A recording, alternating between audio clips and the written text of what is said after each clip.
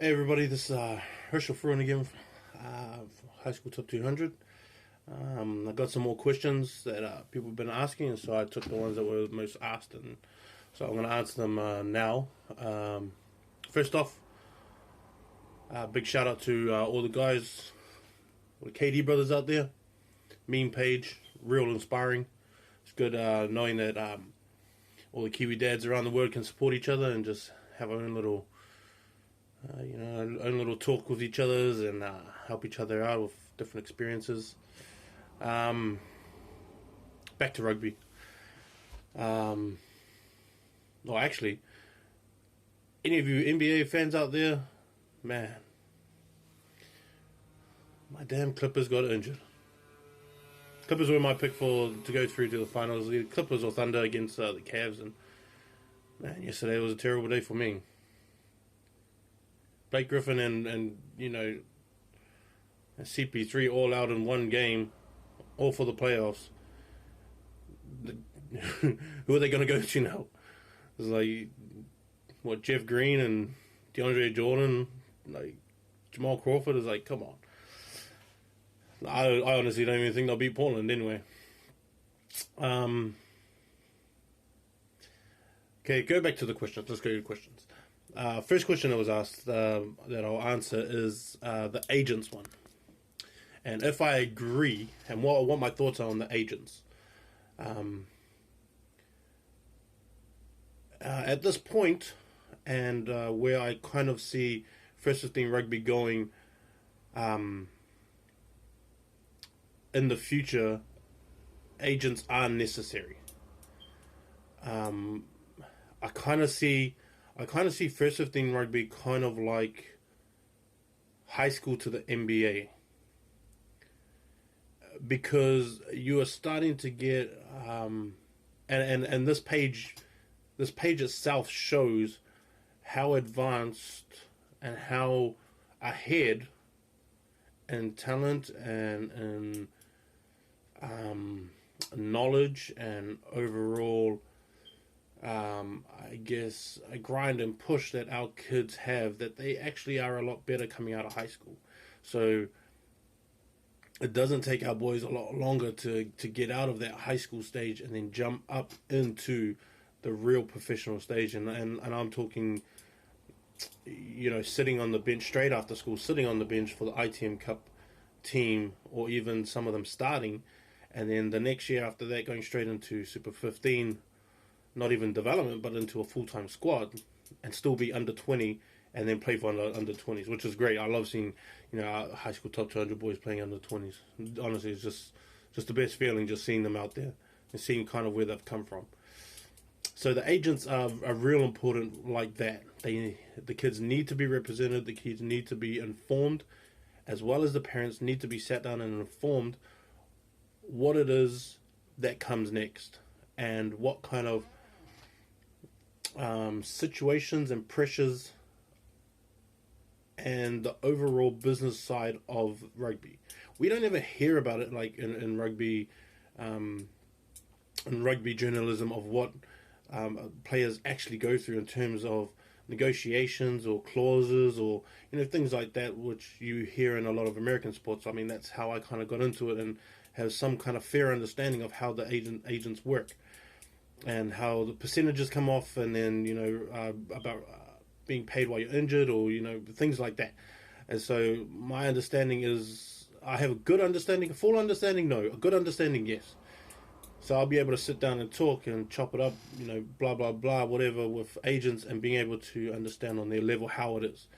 And so for a kid coming out of high school who was really talented, who made New Zealand secondary schools, has been already signed up within the program of your union and things like that, and they need to be guided and have that clear path of what's going to happen after this when they leave school, on a professionalism of what the coaches are asking them to do, to work on, where they see them going, their 5-year plan of how they feel that they're going to transition from high school under 20s into ITM Cup into the franchise. So things like that.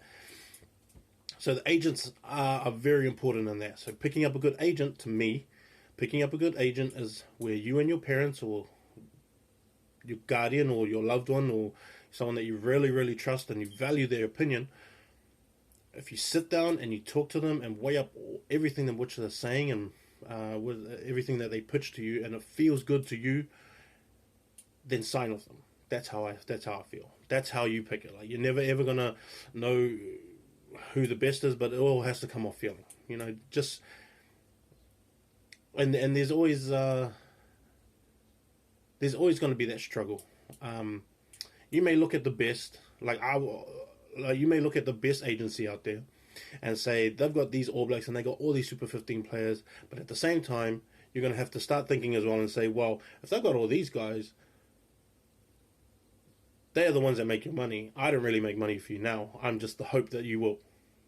So how much attention is going to be put onto me?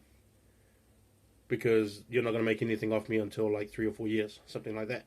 So as a young player, having someone who's a real big time agent come to you and say, yeah, well, I represent this guy, represent this guy, represent this guy. Like, oh, okay then. But if you're representing those guys, when do you going to have time for me? Or am I just going to have to sit there, sit back and then all of a sudden not hear from you in a year and a half, and then once I'm wanted by somebody, then you're going to start calling me and say, oh, hey, bro, how's it going? You know, how you been? It's like, well, where were you for a year and a half? That's the kind of things that you have to weigh up. If you feel comfortable with going with the big guys, go with the big guys. If you feel comfortable going with a smaller, more tight-knit group of agents, that, you know, go with them. Like, it's just all about your feeling and how you think that agent's going to represent you, and how good you feel when you and your parents are sitting in that room talking to this guy, and if you can feel that truth coming from him. The other question in terms of the agents is sort of how young is too young. For me, I believe that signing a player with an agent is cool. But signing a player to a team while he's still at school, I'm just not for that. I'm not for that. Whether it is NRL or whether it's with the Super 15 or, you know, ITM Cup or whatever. Signing them with a team, I think, limits the boy's opportunities when the boy doesn't even know what opportunities he has. If you already sign, like, it may feel good. It may feel good when they give you polo shirts and training tops and boots and bags and whatever. But at the same time, if you already signed to some one person and you're still 16, it's 2 years of telling everyone to go away when they might have something better. If your talent level has actually jumped a whole bunch, and then you start getting all these offers, and then they find out, oh, wait, he's already signed with somebody. So, like, and that's kind of where I'm at, is just like, well, let the kid see what opportunities he has. Let the kid get opportunities as he's 15. Maybe the offer should be just offered, and then he can make his decision at the end, once he leaves school. I think something like that should happen, so that at least the kid has options. At least the parents have options and have a say of where they want to go. Not when he's 15 and he's all excited. It's, oh, shoot, these guys want me. And then it's just like, yeah, I'm going to sign with them. And then all of a sudden, when he's 17, 18, still on the contract, then everybody else is going, oh, you could have signed with these guys. These guys were looking for you. These guys were looking for you. It's like, oh, shoot, well, I'm still in the contract. It's stuff like that. And that's where I think sort of the whole occasion and celebration and the offer as a 15-year-old, of course, looks massive. Of course. And you feel good about it, and it's cool. But to sign someone and lock them down for the next couple of years is basically saying, I'm just going to sign them so no one else can. That's how I feel about it anyway. At least when he's 17, 18, getting out of school and his parents are there, and you can have a real good talk with your parents and see how you feel about what direction, if you want to go rugby or if you want to go league or if you want to do something else like cricket or something like that, or it's like then you can pursue those things. So for me, the agent level is like that. Like that's how I feel. Like, should be rules in place, and they should be. I feel like they can sign with an agent, but only till when they leave school they can actually sign with a franchise team, things like that. The other question was a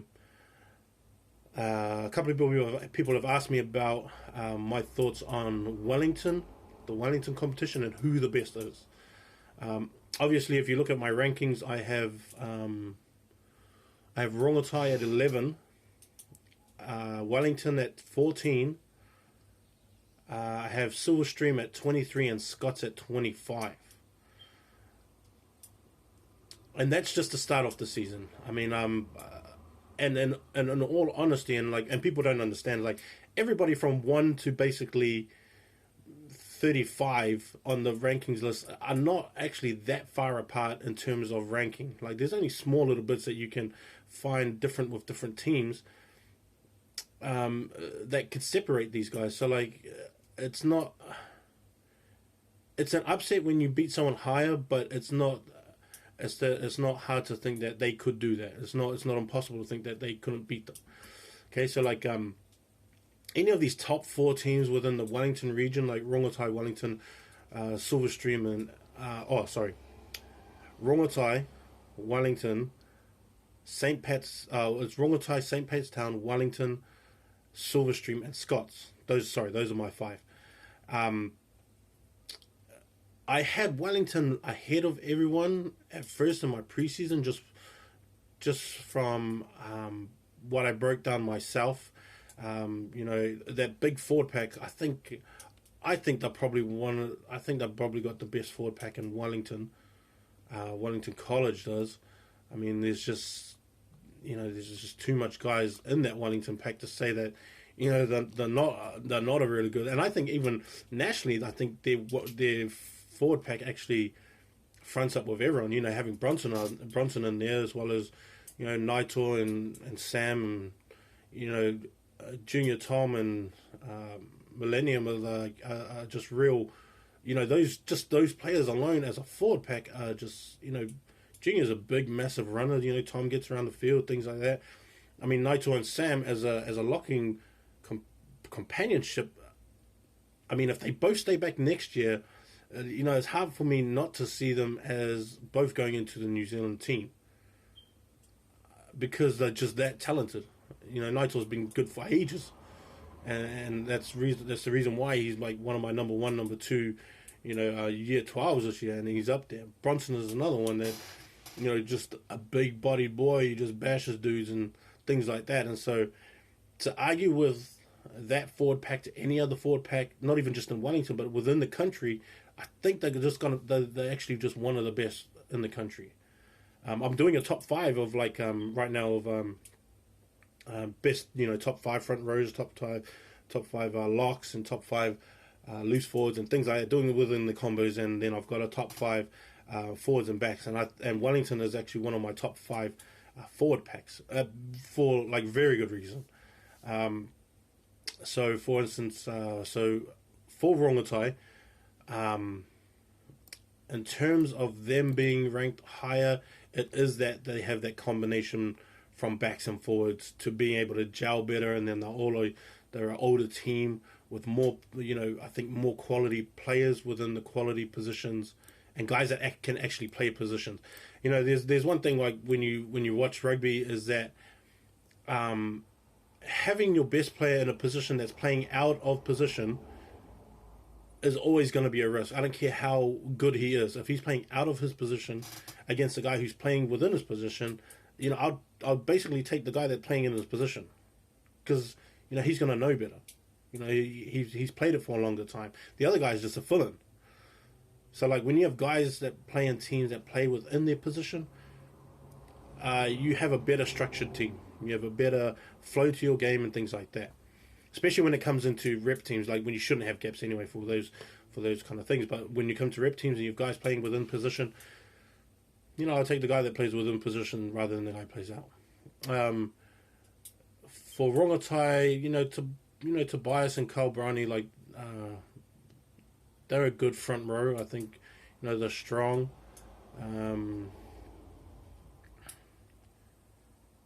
We've got William Heather and Matthias Lima, those guys in that forward pack. But I mean, even in saying that, in the back line for Rongotai, Denny has been around for a long time. Denny To'o, and so, and there's a lot of talk about Jason Tuitama, who is, Marlo's little brother, Tuitama, that used to go to, Scots a couple of years back. and there's a lot of rave about him as well as Stephen Vata as well. So like, look out for those guys. Issy is another one who's fullback, fullback or first five. Like he's a wonder to me. Like because I think that he's real talented and sort of the way that he moves with and without the ball, and also getting that command for attention, which gives you the opportunity to also play guys that are inside and outside of you. And I think that he can do that. So like he's another main focus for me with Rongotai. I basically placed Rongotai over Wellington because of the variations of players that they have within those combinations. I just think they match up better, and especially in the back line, I think they match up better. Wellington, I don't think can take Rongotai sort of, in a 9 times out of 10. I just think that Rongotai is going to. Oh wait, no, not 9 times. Like 7 times out of 10, Rongotai is going to win. That's how I feel about it anyway. St. Pat's Town is another interesting one, and why I placed him second. Of course, Xavier's a massive reason why I placed him second. And if you see him play, like, there's no real, like, you're not going to watch him and be like, so why did you pick him? You're going to watch him and be like, oh, shoot, like, how are we going to match up against them? I think when you play these teams that have big superstar players like Xavier, you're going to have to come up with a game plan that sort of kind of takes him out of it. He's a big runner. He plays sevens as a prop. He plays sevens, and he's fast, and he handles the ball well, and he's got a passing game on it as well. And so like that's like another thing that you have to watch out for him, is that even though he can play tight game, he can also step out one into the back line and still run from there. Minrad, Firismanu, him, and Ethan are probably the ideal front row, whether who goes into hooker or not. Jasper, I think, comes off the bench as a hooker. Keelan Whitman is the guy, the year 11, that everyone should kind of watch out for and see what he does this year and how well he goes, because where it is, and my thoughts are, is that he's going to be someone that we're going to see real soon sort of blow up, and he's going to get out a lot of people too. Tom Horan is from Australia, a new fella, and everyone's been talking about him and like how good he is. So I'm pretty keen to see what he looks like. And they say he's a massive runner as well. Kevin at number 8 is he's been there for a while. Sosaya, I think they have him playing at wing, where I think fullback is his better one. Connor Fitzsimmons is another one that you should watch out for as well. Town kind of has a bit more gap within the team, but because you have Xavier Numia, he's a big factor of why they are better than Wellington, or why I have ranked them higher than Wellington. And so whenever these guys all face off, it's going to be interesting to see who actually comes out on top. For Scots, or for Silverstream, for me, Silverstream is kind of simple. And I still have them ranked because I still think they have quality players, but they are a young team, full of year 12s. Now, they are full of year 12s, a couple of year 13s, and they're in, some year 11 players. But my thing is, Silverstream is going to be a top 5 team next year. If I think that they're going to perform the way that they're going to perform with the talent that they have and everybody basically coming back, man, if you want to lose a game, play against these guys, because they're going to be smashing a lot of teams, I think, next year. They just got too much guys coming back, too much quality players coming back, and their backline is going to be crazy with, Todd, Albert, and Chris, and, and Harrison Boyle, I think, is coming back as well. Jack Wright and Locke, he can also come back. He's young enough to come back anyway. But Silverstream always have that kind of rule where you can't come back as a young year 13. But, they have the players. Things like that. So, yeah, that's the team that I'm looking at for next year.